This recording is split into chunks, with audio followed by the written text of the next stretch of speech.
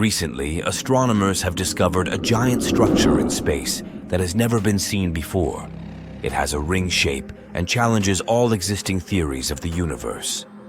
The Big Ring, that's the name the megastructure got, is around 1.3 billion light-years across and has a circumference of 4 billion light-years.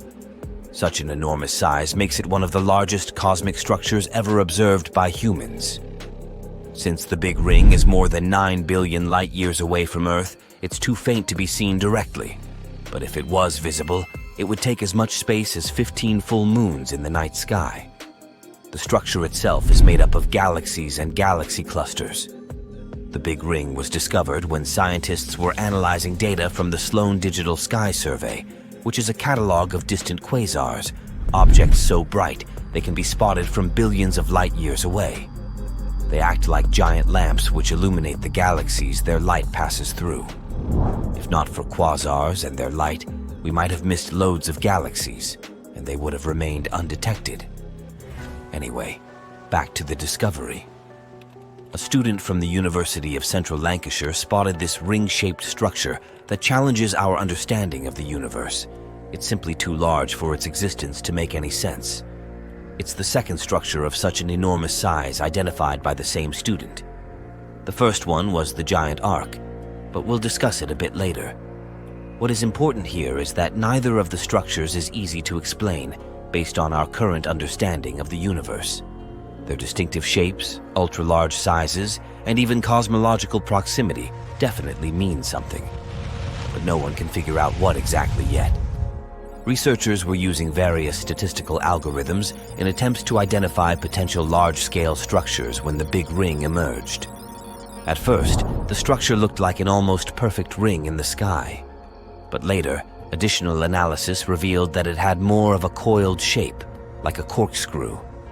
The structure is also aligned face-on with Earth. Astronomers don't know what mechanisms could have formed the Big Ring. One theory claimed the culprit could have been an acoustic wave in the early universe. It could have given rise to spherical shells in the arrangement of galaxies today. Another idea suggests the existence of cosmic rings. Those are hypothetical defects in the fabric of the universe. They might have caused matter to gather along large-scale cosmic fault lines. Interestingly, astronomers used to theorize that the size limit of cosmic structures should be around 1.2 billion years. And still, both the Big Ring and the giant arc are much larger. The Big Ring's circumference is comparable to the giant arc's length, which is almost 3 times bigger than the estimations allow. Now, what is that mysterious giant arc? It's a truly enormous collection of galaxies, galactic clusters, and other space stuff, measuring 3.3 billion light-years across. It covers almost 7% of the known universe. But there's a problem. You see, at such a scale, there shouldn't be definable clusters throughout the universe. It goes against established models of the cosmos, making scientists' theories contradict real-world observations. The cosmological principle serves as the basis for scientific models of the behavior and structure of the universe. According to it, when you zoom out far enough, matter in the form of galaxies and galactic clusters should end up distributed evenly throughout space. And still, the recently discovered large-scale structures are so huge they don't seem to be compatible with the cosmological principle. It's also not clear whether any changes to this principle could help the situation start making sense. But some scientists suggest a possible explanation for this phenomenon. Perhaps gravity operates under different rules at gargantuan scales. But we don't know how exactly yet. In the heart of the galaxy, there lies a mysterious object, the likes of which no astronomer has ever seen. It streaks across the sky like a shooting star on caffeine. So, what is this mysterious blob? And how is it related to the black hole in the center of our galaxy? Let's find out. This thing is called X7. It's the mysterious blob that's been hanging around our galaxy's supermassive black hole for decades. Some even say it's been lurking around there for, like, hundreds of years. We know a few things about X7. For example, it weighs around 50 times as much as Earth. It may sound like a lot if you're an Earthling, but in space, that's like a tiny drop in the ocean. X7 is also moving pretty fast, at speeds of up to 700 miles per second. That's faster than you trying to catch the last slice of pizza before your roommate gets to it. But what in the world is this thing? A magic star we've never seen before? An extraterrestrial spaceship? Well, there are some theories connected to the blob's future tragic fate. Unfortunately, X7's days are numbered. Right now, it's on a 170-year-long elliptical orbit around the supermassive black hole at the center of the Milky Way. But it's not going to make it that far. Each year, it's spiraling closer and closer to the black hole. In just a few years, it will become spaghettified. Yes, that's a real scientific term. And finally get sucked in, never to be seen again. There are supermassive black holes in the centers of all galaxies, including our very own Milky Way. These black holes are so massive that they warp space-time, causing nearby stars to orbit around them at incredible speeds. They serve as cosmic vacuum cleaners that suck in anything and everything that comes close enough. The black hole in our galaxy is called the Sagittarius A star. Sounds like the name of a fancy Hollywood celebrity, doesn't it? But this celestial object is far more impressive than any mere mortal. It's about 4 million times more massive than our sun, which means it could probably eat our entire solar system for breakfast. But don't worry, these black holes may seem really scary, but in reality, they're too small to compete with an entire galaxy. They'll just suck in a couple of the nearest stars, and that's all. Also, Sagittarius A star doesn't seem to have a very good appetite. It's been observed to be pretty quiet lately, which is good news for us. But even if it were super greedy, it wouldn't pose any threat to us. This black hole is over 26,000 light-years away. From Earth, we can see it in the Sagittarius constellation. In 2022, the Event Horizon Telescope collaboration released the first ever image of Sagittarius A star. It took years of collaboration and technology to capture this stunning image. And this is our second photo of a black hole in history. The first one was released in 2019, and it showed the supermassive black hole called M87 star. Yes, they both have star in their names. Don't try to make it make sense. Anyway, you may remember this photo as the first ever image of a black hole ever. It went crazy viral across the internet. And this black hole, M87 star, located in the Messier 87 galaxy, is way scarier than Sagittarius A star. You thought 4 million solar masses is impressive? Then how about 2.5 billion solar masses? M87 is a real monster.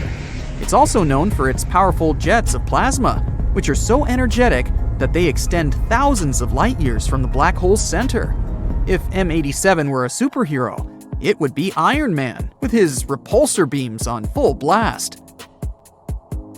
Now technically, you can't take a photo of a black hole itself, since it's, well, black. No light can escape its grasp. But the glowing orange ring in this photo shows the matter surrounding Sagittarius A star.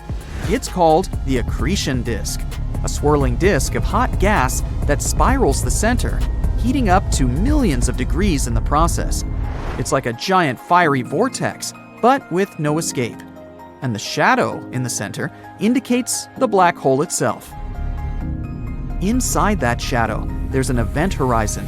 The event horizon is the boundary around the black hole, beyond which nothing, not even light, can escape its gravitational pull. It's the point of no return, where the gravitational force is so strong that even the fastest object in the universe, light, can't escape. Once you cross the event horizon, you're doomed to fall toward the center of the black hole, where the laws of physics as we know them break down. And this is exactly the fate that awaits our unfortunate X7. Right now, the pure blob is getting stretched and yanked by powerful tidal forces. By the way, before it meets its untimely demise, X7 is expected to put on a bit of a show. Its closest approach to the black hole, called periastron, is projected to happen in 2036.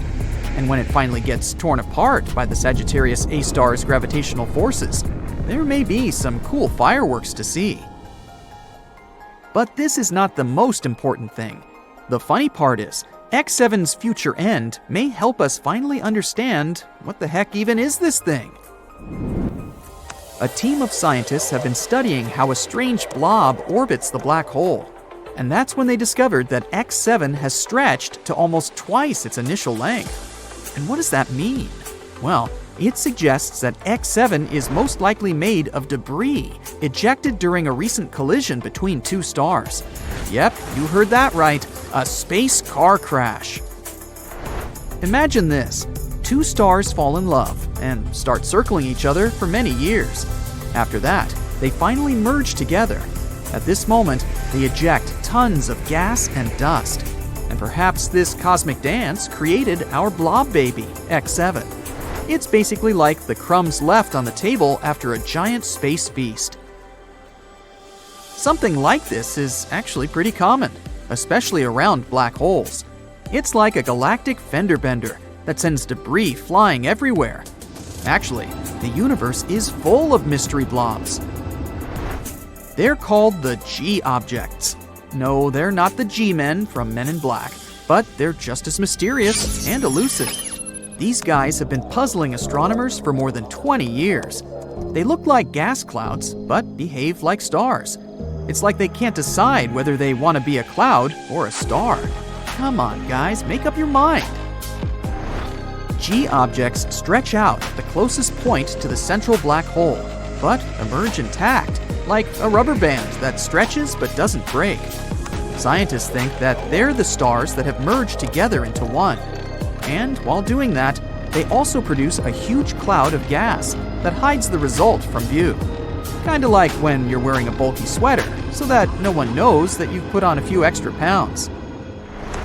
And then a study published in 2021 found that one of these objects, G2, was actually a molecular cloud concealing 3 baby stars. Talk about a plot twist. But X7 is the black sheep of the strange blob family. It's significantly different from the G objects, like the weird cousin you see once a year at family gatherings. Its evolution has been more dramatic. Also, it's not being held together by a mass lurking in its center. So what is it being held together by? Pixie dust? Magic? We need answers! That's why scientists believe that X7 isn't a G object itself, but debris left from it. Or maybe not. We have no idea. The possibilities are endless, and that's what makes astronomy so exciting. So let's keep our eyes on the skies and see what other strange objects are out there. Who knows? Maybe we'll discover another mystery blob, and this time it's going to be a spaceship. Now that would be awesome. China's Yutu-2 is a robotic mission to the dark side of the moon, launched on December 7, 2018. On January 3, 2019, it completes the first ever soft landing on the lunar far side. It lands in the von Karman crater, not far from the moon's south pole. Scientists are interested in this area. Cold, permanently shadowed craters at the poles contain water ice. These ice patches are uneven and are likely to be ancient. In the south, most of the water ice is concentrated in craters, and at the North Pole, it's spread more sparsely. In any case, this ice can be used once a long-term manned mission lands on the moon. Anyway, several days after Yutu-2 lands, it closes down its operating systems and hibernates through its first lunar night. It wakes up on January 29, 2019. All its tools operate normally. The rover travels 390 feet during its first full lunar day. One lunar day lasts for about 14 days, and a lunar night has the same duration. Moving and exploring during the day and switching off during the night becomes the rover's routine. It's the 8th lunar day when Yutu-2 stumbles across something incredible. This discovery makes the scientists put off all other plans for the mission. They focus on figuring out what the strange material found by the rover is. In the beginning, this lunar day is no different from any other. It begins on July 25th, when the rover starts making its way through an area pockmarked with tiny impact craters. U-22 is helped and monitored by the driver team from the Beijing Aerospace Control Center.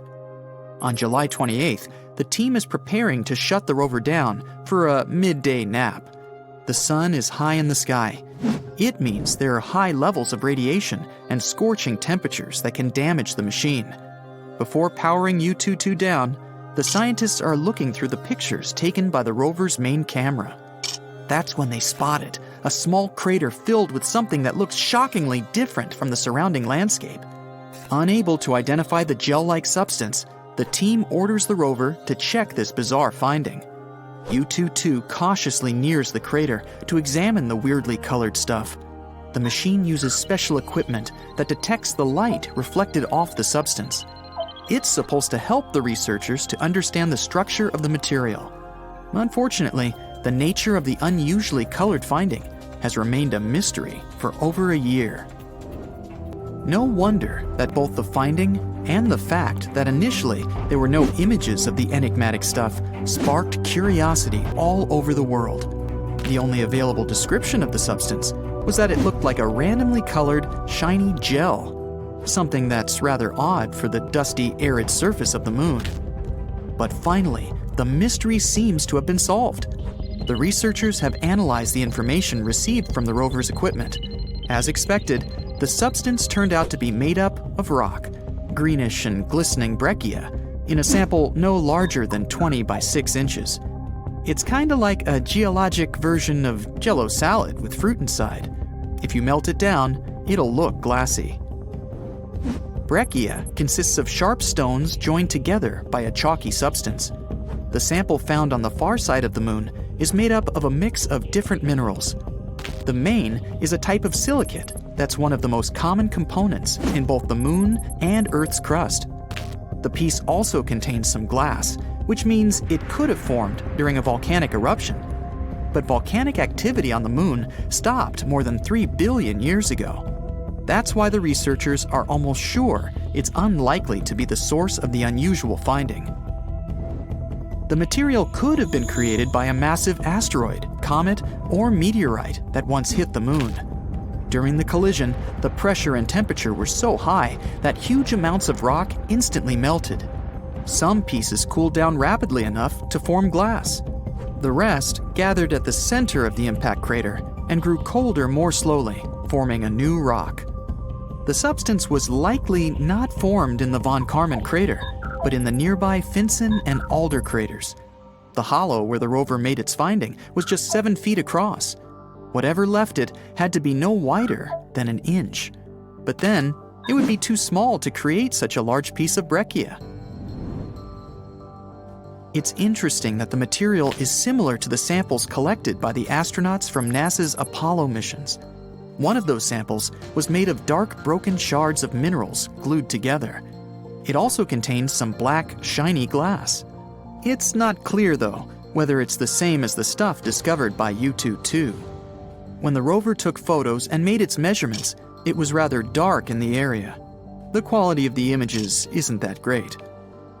The experts also explain that the mission is examining a previously unexplored area of the moon. That's why they don't have any samples from that region to compare them with the greenish, shiny substance U-22 found. But if their guesses turn out to be true, then the far side of the moon might have more in common with the Earth-facing one than we used to think. But what's so special about this dark side of Earth's natural satellite, and why can't we see it? It's all because of the phenomenon known as tidal locking. Earth's only natural satellite rotates around its axis once in 27 days. It's the same amount of time it needs to go round our planet. That's why you always see the same face. To be precise, 59% of the moon's surface is visible to people. It means that you can catch glimpses of the satellite's far side at some times of the year. The moon's side we can't see is quite different from the one facing Earth. It doesn't have dark spots that are visible at night. Those are lunar basaltic plains called lunar maria. They were created by ancient volcanic eruptions. Those happened about 3 to 4 billion years ago. Instead of plains, the far surface of the moon has countless craters and tall mountains. One of the ideas about such a striking difference between the two sides is based on the collision theory. It claims that billions of years ago, Earth collided with another planet or some other massive space body. After that, the debris from this collision crashed with something that would later form our moon. That's why the satellite's landscapes differ so greatly. A more recent theory suggests that the Earth-facing part of the moon is warmer because of the heat radiated by our planet. During the period of volcanic eruptions, it was cooler on the farther side. That's why the minerals there became solid faster. They formed a protective layer shielding the moon's insides against the meteorites. But each impact left an impressive crater. At the same time, a much softer crust on the front-facing side of the moon spewed lava every time a meteorite hit it. After this lava cooled down, it covered the impact craters. Even though the far side is often called dark, both sides get almost the same amount of sunlight. The side we see looks a bit brighter because of the glow coming from Earth.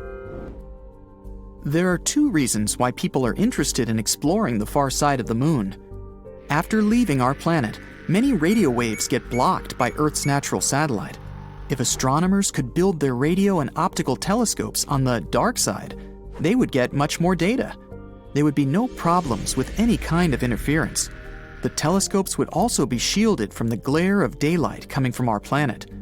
If telescopes were set up inside craters, they would also be protected from solar radiation. Astronomers would be able to get an incredibly clear view of the far regions of the universe. Plus, scientists believe there are great amounts of helium-3 on the opposite side of the moon. Earth is protected from solar winds that carry this gas by its magnetic field. But our natural satellite doesn't have such a shield.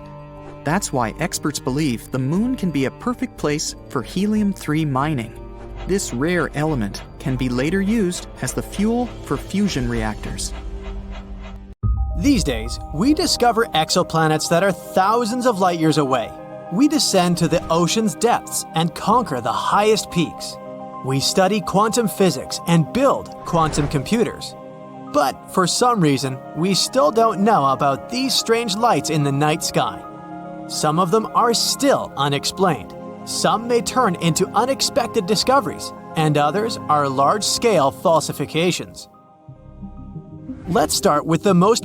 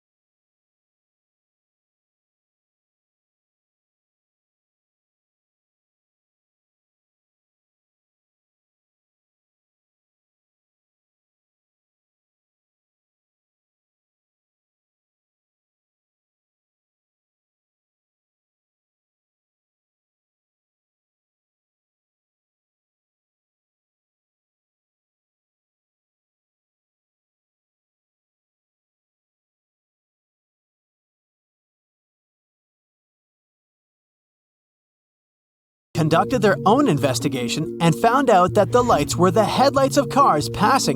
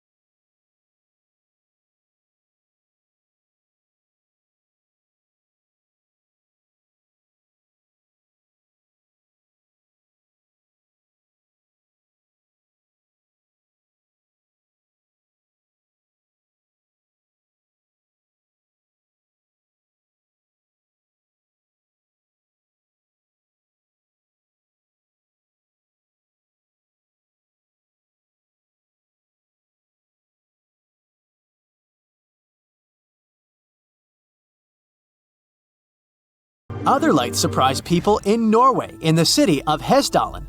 Hessdalen lights, unlike other similar phenomena, can often appear in the night sky. And of course, people have recorded them on camera many times. From 1981 to 1984, Hessdalen lights appeared 10 to 20 times a week.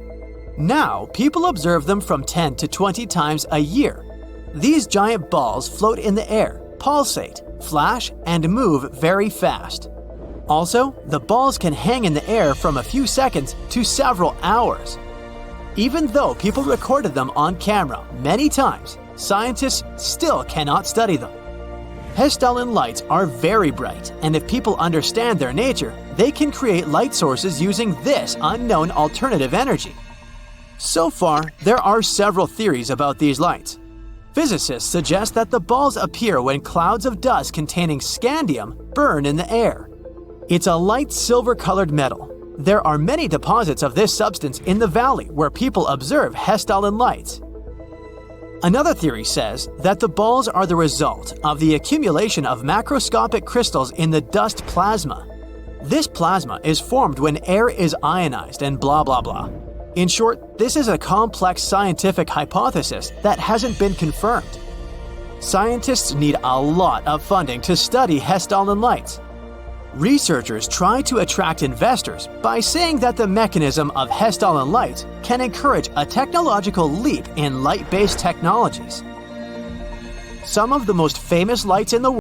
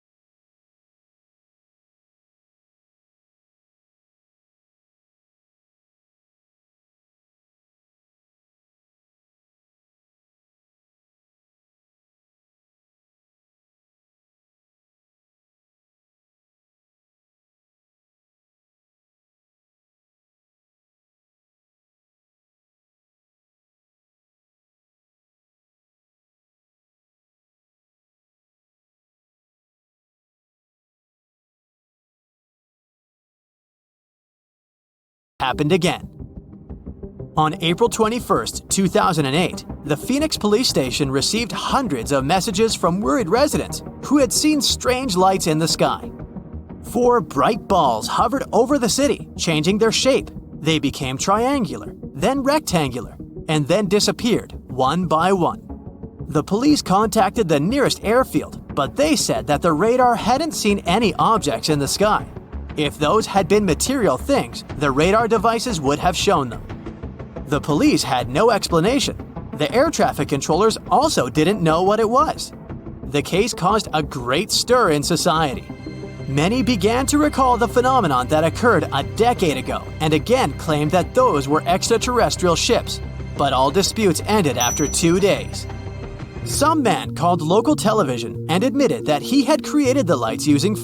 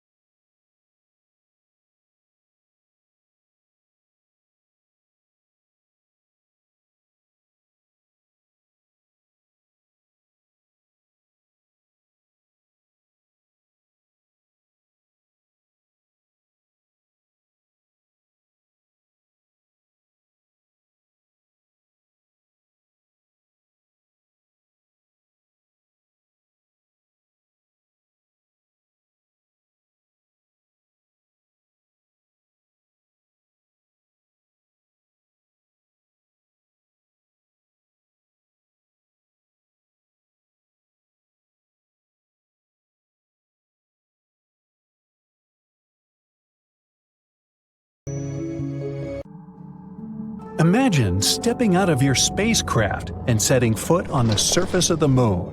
Under your feet, the ground is covered with a fine material that looks like powder. That's lunar dust. You look around and take a lungful of fresh air. It smells very different from the air on Earth, but still nice. Now, unfortunately, this is a highly unlikely scenario, and one of the reasons is that the moon has almost no atmosphere. Earth's natural satellite is too small, less than 2% of our planet's mass. That's why it doesn't have a magnetic field strong enough to keep an atmosphere. But even if the moon had it, solar winds would immediately pull it away. But if you could visit the moon 3 or 4 billion years ago, you'd see a very different picture. At that time, the moon most likely had an atmosphere. It formed at the times when powerful volcanic eruptions were rocking the satellite. Gases spread all over the moon's surface. It happened so fast that they didn't have enough time to escape into space. At that time, the lunar surface was covered with basins filled with volcanic basalt. Just imagine ginormous plumes of magma hurling high into the air, falling to the ground, forming lava flows. That's how the basalt basins appeared on the surface of the moon. At one point, scientists on Earth got their hands on samples brought from the moon. They found out that lava flows there contained not only carbon monoxide and sulfur, but also the building blocks of water. Thanks to these samples, researchers managed to calculate the amount of gas that rose and formed the atmosphere. It became the thickest around 3.5 billion years ago and existed for about 70 million years. After that, poof, the atmosphere was lost in space. But the coolest thing? When the moon did have an atmosphere, the satellite was 3 to 10 times closer to our planet. One computer simulation even suggested the moon was probably up to 19 times closer than it is now. The distance between it and our planet could be 18,600 miles, while these days it's around 240,000 miles. That's why the moon looked much bigger in the sky. Unfortunately, at that time, not even dinos were around to admire the view. Neither was I. At the same time, the most recent studies have confirmed that our moon actually does have an atmosphere.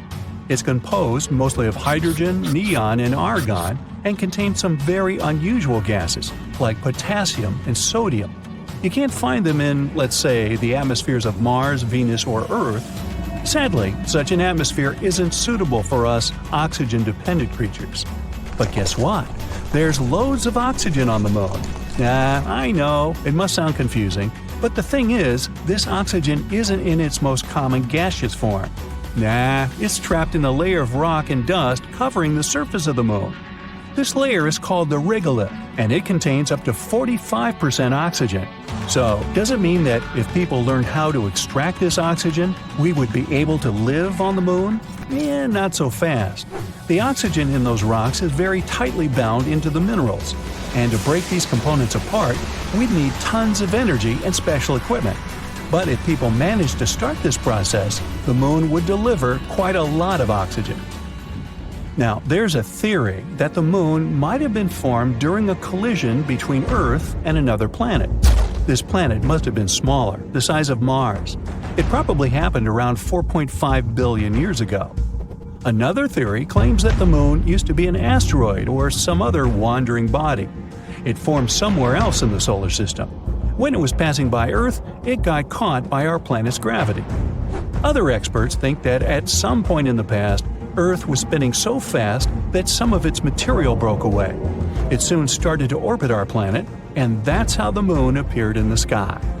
And the least exciting theory claims that Earth's natural satellite could simply appear along with Earth during our planet's formation. These days, the moon is the 5th largest natural satellite in our solar system. It's also one of the densest, second only to Jupiter's satellite Io. Most likely, the moon has a tiny core, no bigger than 2% of the satellite's mass. About 420 miles wide, it consists mostly of iron and sulfur. The moon's surface is dark, even though Earth's natural satellite is the brightest object in the night sky. But in reality, its reflectance is just a bit higher than that of asphalt. You might have heard that the moon, along with the sun, causes tides in the oceans and seas on Earth. The satellite's gravitational pull creates something called the tidal force. It makes the water bulge out on the sides that are the closest to the moon and farthest from the satellite. These bulges are what we know as high tides. But what not so many people know is that the moon also causes rocks to rise and fall, just like it does with water. Of course, this effect doesn't look as dramatic as ocean tides, but it's still noticeable. Earth's solid surface moves by an inch or so with each tide. Now, not only does the moon cause tides on our planet, but it also slows down its rotation. This phenomenon is known as tidal braking. It increases the length of a day on Earth by a bit more than 2 milliseconds per 100 years. The moon is also moving away from Earth at the same rate at which your fingernails grow. That's about 1.5 inches per year. You should really cut those. If one day it floats away into space, our planet will have to live through tough times. Without the stabilizing pull of the moon's gravity, Earth's tilt would start changing wildly, from no tilt at all, meaning no seasons, to a large tilt, resulting in extreme weather.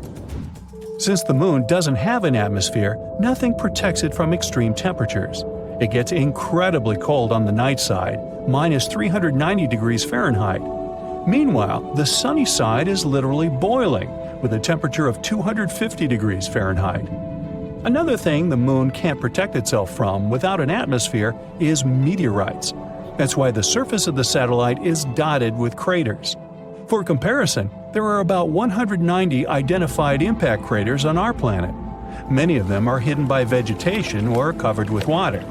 But if we speak about the moon, the number is so much greater, several million, and around 5,000 of them are more than 12 miles across. The moon is less seismically active than Earth. That's why these craters and other ancient formations stay in perfect condition for centuries. But even though the moon's surface is mostly dormant, Earth's natural satellite still experiences moonquakes. They start several miles beneath the surface. One theory suggests that they may be happening because the moon is shrinking as its insides are cooling.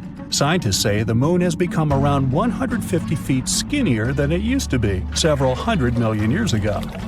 So, how does it work? Well, picture a grape turning into a raisin. It wrinkles while shrinking. The same is happening to the moon. It's shrinking and it's wrinkling. But unlike a grape, the moon doesn't have any flexible skin. Its surface is hard and brittle. So as the moon gets smaller, the crust cracks and breaks. Its sections get pushed over neighboring parts. Researchers are sure that such faults are still active and likely responsible for the quakes shaking the moon. Some of these quakes are pretty strong, up to 5 on the Richter scale. When you look up at the moon, you always see the same side of Earth's natural satellite. Like our planet, the moon rotates around its axis, but this rotation lasts around 27 days. This is the same time the moon needs to orbit Earth. Such a phenomenon is called tidal locking. Before space exploration started, people had never seen the other face of the moon. They didn't know what the far side looked like. While the near side of the moon is mostly large plains covering impact basins, the far side is rugged and cratered. The crust is thicker there, with less evidence of volcanic activity. Oh, by the way, the moon isn't perfectly round or spherical. It's shaped like an egg. When you're looking at it, one of its small ends is always pointing at you. Yep, right at you. This is the reason why the moon's center of mass isn't its geometrical center. In reality, it's a bit more than 1 mile off-center, like a poorly made golf ball. Let's cut the Earth in half. You can see all of its layers. Here's the inner core. It's about 40 times hotter than the inside of your oven. That's the mantle, an ocean of hot lava. Here comes the crust of the Earth, the solid surface on which our civilization lives. But if you look up, there are many layers besides the atmosphere and the ozone layer. Scientists recently discovered a strange bubble here, which protects our planet from radiation. And nope, it's not the Earth's magnetic field. This bubble is made of radio waves. Our planet grows like a Christmas tree in the radio spectrum.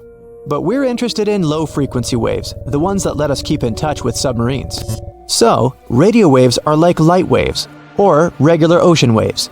Look at this one. The distance between the two peaks is the wavelength, and the number of these waves over a period of time is the frequency. For example, there are 10 waves in this interval of 1 second. So, can you guess the frequency of this wave? Yep, it's 10 Hertz. Cell phones use waves with a frequency of 300 to 3000 megahertz. So, add 6 more zeros to that number. But waves of that frequency don't penetrate barriers well. Think of how you lose your cell phone connection when you're driving through a tunnel. That's because there is metal inside. It's a conductive material that weakens the radio waves a lot. Salt water is also a kind of conductor, so if the submarine is deep enough, the thick layer of water weakens the signal, and we lose communication. To maintain it, we send fewer waves but make them longer. In the same amount of time, the frequency of the short waves will be much higher than the frequency of the long waves.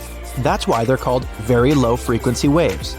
But, as it turns out, these waves travel all over the Earth and even into space. This is where things get interesting. The waves collide with particles of radiation from the Sun. We think of the Sun as a friendly giant giving us light and heat, but it actually emits a lot of harmful radiation. Each flare, or the electrical discharge of material on our home star, causes an even greater burst of radiation. These particles fly to our planet, just as radio waves do. They travel 93 million miles from the Sun to Earth in 8 minutes and crash into our bubble, which acts as a shield. Basically, radiation particles from the Sun accumulate in the radiation belts around the Earth. Our planet's magnetic field traps them, and a recently discovered bubble of very low-frequency waves lies right below this radiation belt. It helps us repel some of the harmful emissions. Analysis of old studies confirmed that the radiation belts used to be much lower and closer to Earth. But when our civilization began to use radio actively, our waves raised that belt higher. No one expected such an effect from simple radio waves, but it'll give us a way to protect astronauts in the future. When you're on Earth, its magnetic field keeps you safe from radiation. You can physically see it when charged solar wind particles make the air particles at the poles of our planet glow. This is an aurora. Next time you admire this beauty, know that it's actually the Earth saving you from some extremely harmful rays. But if you're outside the Earth's magnetic field, somewhere in space, I have bad news for you. Nothing protects you there.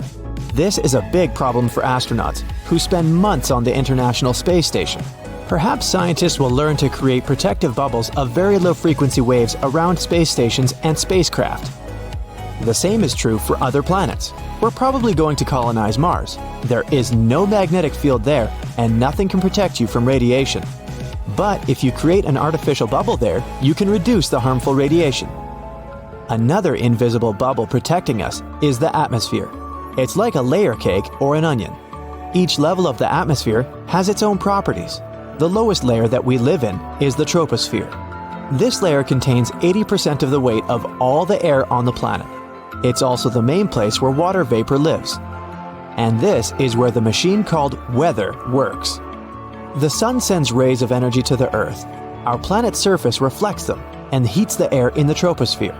This makes it move and change places with the cold air, so all the wind, cyclones, storms, and tornadoes only happen in the troposphere, up to about 7.5 miles high. That's why commercial planes fly at an altitude of around 6 miles. The wind or other bad weather conditions hardly affect this area, and the air here is not as dense as it is down on Earth. Flying 1 mile above sea level is like moving through a biscuit. It's hard, but at a 6-mile altitude, flying feels like moving through light whipped cream. The plane almost feels no resistance, so it's a win-win. They save fuel and keep the passengers safe. A couple of significant downsides are that it's very cold and you can't breathe there. It's cold because there are very few air molecules to absorb heat from the ground and transfer it to each other. You wouldn't be able to breathe here for the same reason. That's why planes are equipped with oxygen masks, just in case. Let's go a little here. This is the stratosphere. There's even fewer air molecules up here, and that's where the weather probes fly. They're the kind of small balloons with computers people use to predict the weather. This part of the atmosphere also contains the well-known ozone layer. This is our shield against harmful ultraviolet radiation. Ozone is almost the same as oxygen, except it has 3 atoms in it. When harmful ultraviolet rays enter our atmosphere, they crash into the O3 molecule. The ray breaks the molecule into O2 and another oxygen atom. The ray itself is converted into heat, but the ozone regenerates quickly. A single oxygen atom joins the O2, and the ozone molecule is ready to protect us again. It's the invisible shield that protects us from radiation. It gave birth to all life on Earth. As our civilization developed, we started to emit freon gas into the atmosphere. We used to fill our old refrigerators with it. A single chlorine atom would detach from a freon molecule when in the air, and then it would bind a single oxygen atom. Now, the ozone can't regenerate like it used to. Fortunately, we banned the use of such harmful gases, and the ozone layer began to regenerate. Scientists expect it to fully recover in the middle of the 21st century.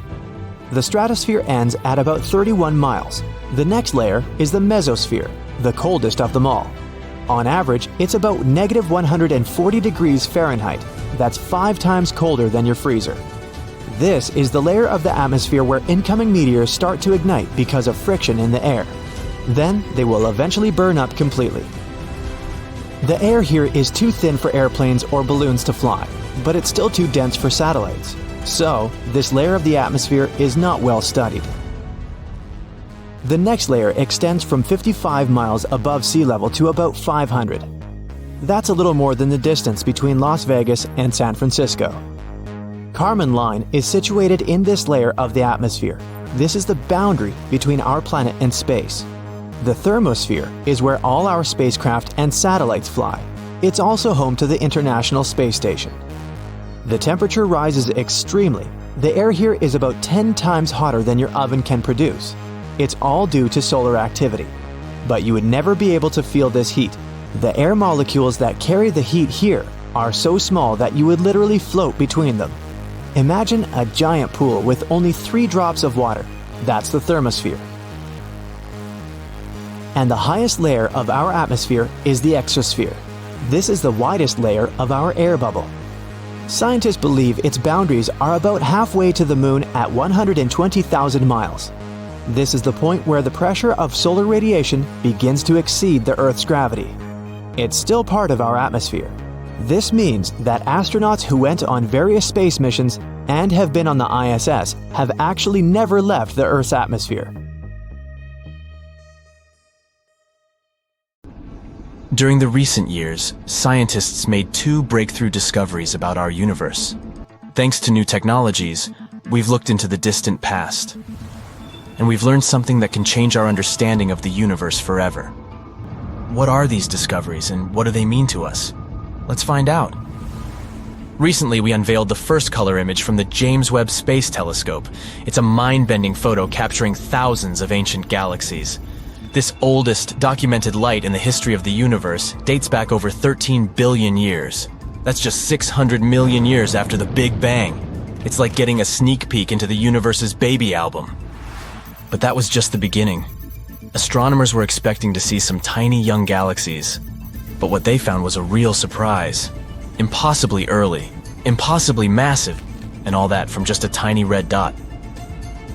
The lead author of the study, Ivo Labe, was working at the computer as usual, and suddenly he got 2 numbers.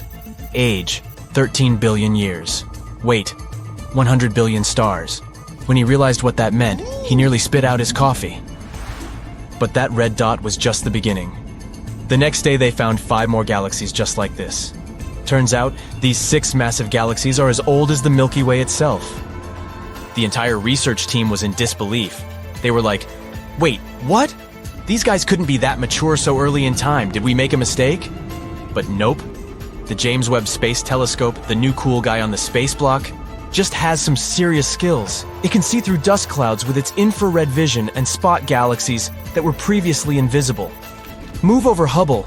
There's a new stargazer in town. But why is it shaking things up so much? Because this discovery affects our understanding of how galaxies formed. Let's try to explain. A long time ago, 13.8 billion years ago to be precise, our universe was born. It was chilling out for a while, and then it started to form the first galaxies. And these galaxies were full of gas and dust. Eventually, this gas started turning into stars. Some galaxies were more massive and had more stars, and some were lighter and had almost no stars at all.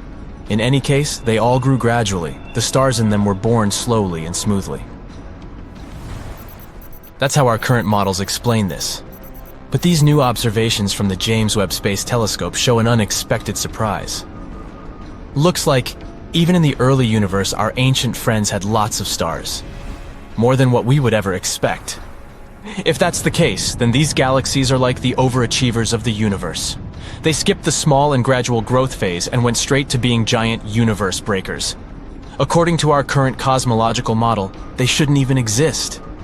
But they do, so it looks like after the Big Bang, the stars were forming much faster than we thought, which is pretty weird.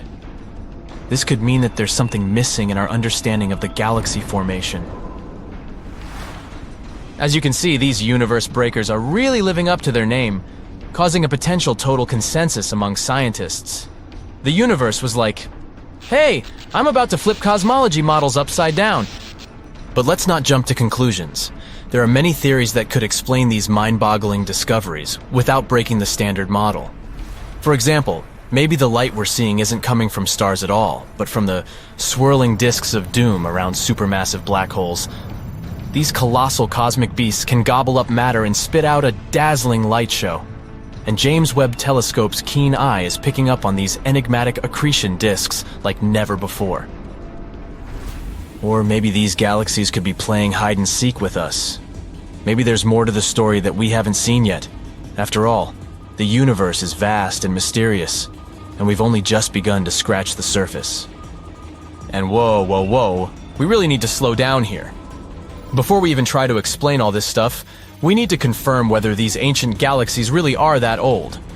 Although even if they're actually just supermassive black holes, it still shows an astounding change. We'll have to wait about a year to find out. One thing's for sure, the James Webb Space Telescope has definitely taught us a valuable lesson. Expect the unexpected. And this is just the beginning of unexpected. Ivo Laba's team wasn't the only one who made such a huge breakthrough. There's also a team that claims that they've unlocked the secrets of the universe's past, and that's worth 2 Nobel Prizes.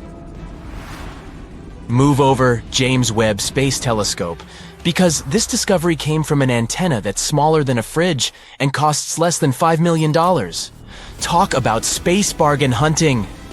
The astronomers caught this signal that showed some surprises. It was coming from the earliest stars of our universe, back in the days when they were just beginning to twinkle. Say hi to our celestial ancestors again. Now, the signal was pretty weird. The temperatures were unusually low, and there was a pronounced wave that left astronomers scratching their heads. What could be causing all this? Well, there's a theory. Dark matter may have been at work, and if that's the case, then we can really be on the verge of a great discovery. Imagine you're looking at the night sky filled with stars, but there's something else there that you can't see. It's like an invisible cloak that covers the entire universe. Scientists call this mysterious stuff dark matter. Dark matter is like the ghost of our world. It doesn't emit, absorb, or reflect any light. We can't see it with telescopes or our eyes. That's why we call it dark matter. But if we can't detect it in any way, how do we know it exists? Because of its gravitational pull. One day we noticed that our understanding of how galaxies were created was incorrect. According to our calculations, they should have been some chaotic gas, but something held them together, turning them into spirals, like some kind of invisible glue. Then we thought, maybe this invisible glue really exists. If the moon was invisible, we would still suspect that it exists somewhere because its gravity affects the tides on Earth. This is also the case with dark matter. Its gravity influences the motion of galaxies and other cosmic objects. In fact, dark matter makes up a huge chunk of the universe, about 27% of it. Moreover, the normal matter we can see, like stars, planets, and galaxies, only make up about 5% of the universe. So even though we can't see dark matter, there's actually more of it in the universe than everything we can see. Scientists are still trying to figure out if dark matter exists and what it can be made of. Some theories suggest that it could be made up of exotic particles that are different from the particles that we're used to. Others think that it might be some kind of weird, undiscovered form of matter that doesn't interact with light at all. Anyway, it's an intriguing mystery, and if we ever confirm the existence of dark matter, our understanding of our world will change forever. So now you can understand why the excitement in the scientific community is palpable. If this discovery is confirmed, then we will get the first real proof of dark matter. This discovery may be even more important than the Big Bang itself because, as astronomers put it, we are made of star stuff, and so we are glimpsing at our origin. But of course, we still have to wait and explore all this in great detail. In science, one should never rush to conclusions. And while scientists study this stuff, we'll be here, on the edge of our seats waiting for the next space blockbuster to unfold. The universe never ceases to amaze us with its wonders. Who knew that such a small and humble antenna could unlock such cosmic secrets? It just goes to show that in the vastness of space, even the tiniest discoveries can have the biggest impact. Keep looking up, and who knows what other cosmic surprises are waiting to be uncovered. Enceladus.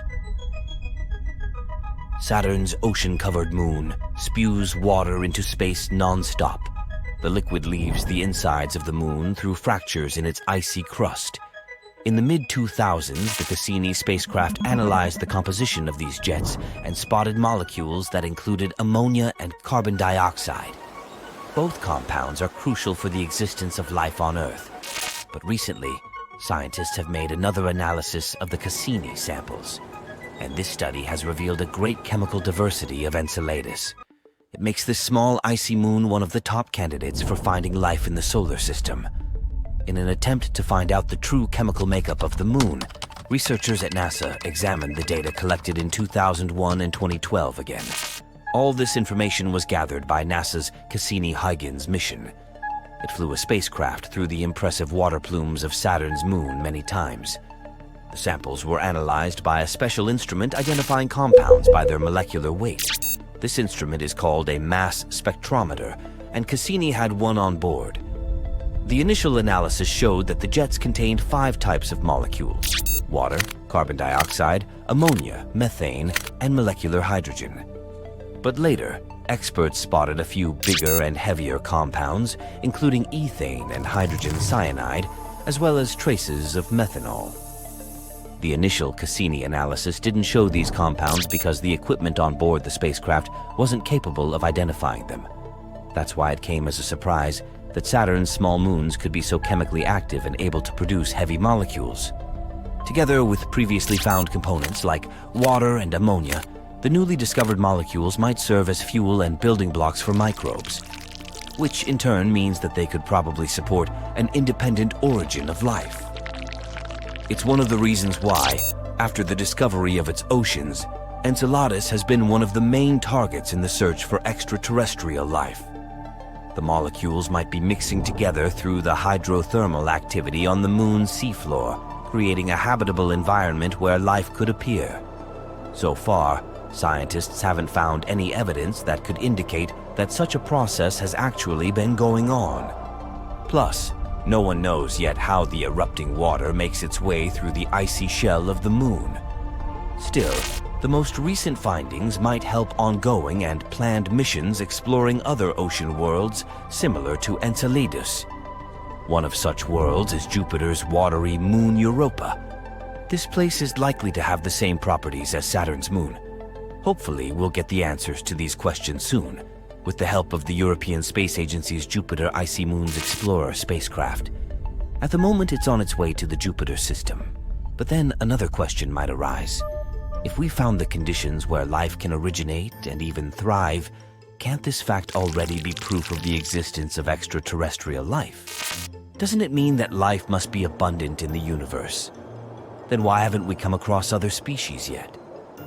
The answers to this paradox vary from optimistic to downright terrifying. It might be because we haven't been looking long enough, or maybe we haven't been emitting enough traceable signatures for other civilizations to find us, or perhaps no species have ever made it to the point where they could come into contact with other civilizations. There's also the frightening dark forest hypothesis. It's a theory claiming that loads of alien civilizations exist throughout the universe, but they are all silent and hostile. They try to maintain their undetectability for fear of getting destroyed by another unfriendly species. So, following this hypothesis, we can presume that any spacefaring civilization must view other intelligent forms of life as an inevitable threat. and the best course of action is to hide its existence altogether. This makes the cosmic electromagnetic spectrum eerily quiet, with no evidence of any intelligent extraterrestrial life. This way, the universe can be compared to a dark forest filled with armed hunters wandering among trees like ghosts.